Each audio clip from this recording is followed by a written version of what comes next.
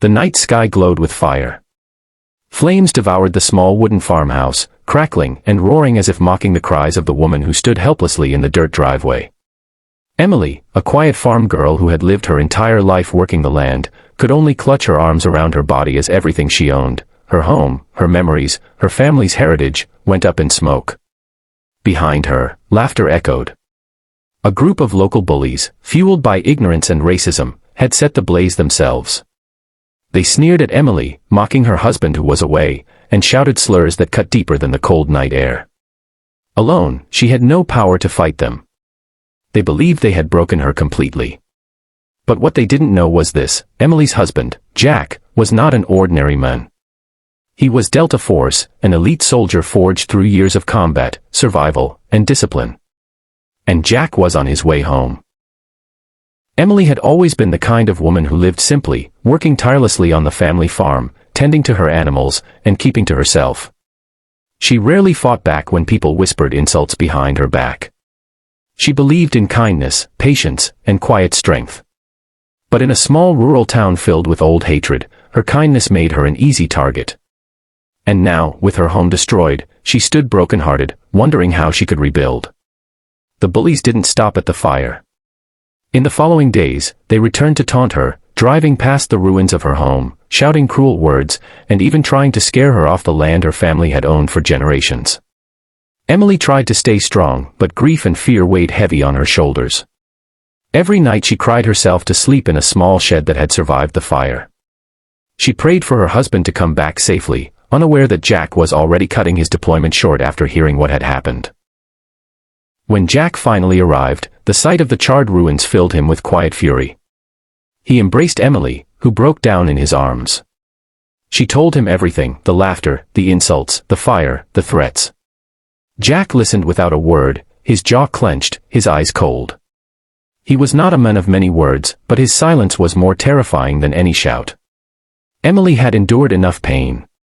Now, Jack would stand for her. The next evening, the bullies returned again, emboldened by Emily's loneliness. But this time, Jack was waiting. He didn't storm out in blind rage. No, he was calm, composed, and lethal. The men stepped out of their trucks, laughing, but their smirks faded when they saw him, broad-shouldered, battle-scarred, and radiating an energy that only warriors carried.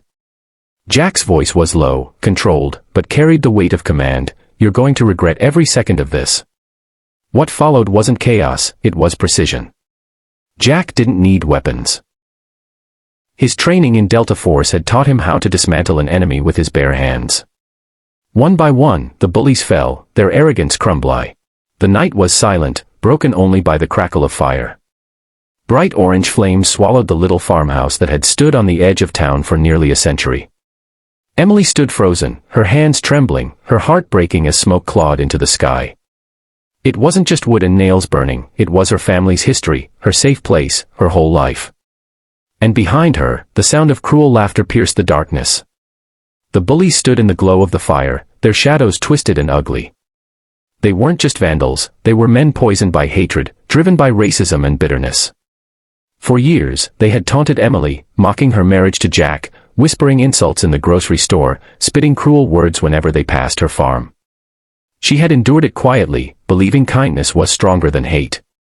But now, staring at the blaze, she realized their cruelty had no limits. The fire consumed everything. Emily screamed, but no one came. Neighbors saw the smoke from a distance, but they didn't intervene. Fear kept them silent, and their silence cut Emily deeper than the bullies' laughter. When the last flames finally died down, all that was left was ash, twisted metal, and memories she could never get back. She fell to her knees, sobbing into her hands, feeling truly alone. Days passed, but the torment didn't stop.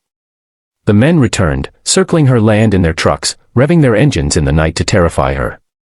They shouted slurs, mocked her pain, and warned her to leave the town forever.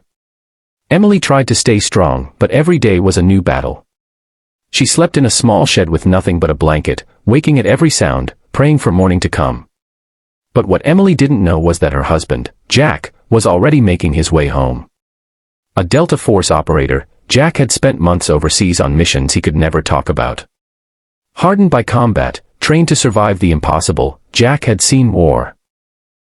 But when word reached him about what had happened to Emily, he felt something he hadn't felt even in battle: rage.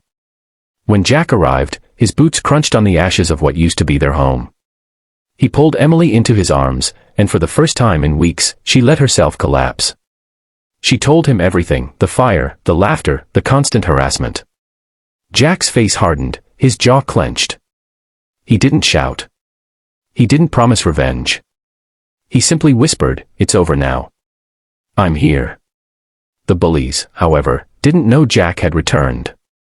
That evening, they came again, emboldened by Emily's silence, ready to push her further. But instead of a frightened farm girl, they found a man standing tall in the dirt driveway, broad shoulders, battle scars, eyes like steel. Jack stepped forward, and the laughter faded. His presence alone was enough to freeze them. "Leave," Jack said quietly, his voice steady, commanding. But the men didn't listen. One smirked, another spat at the ground, thinking Jack was just another farmer. That was their Ms.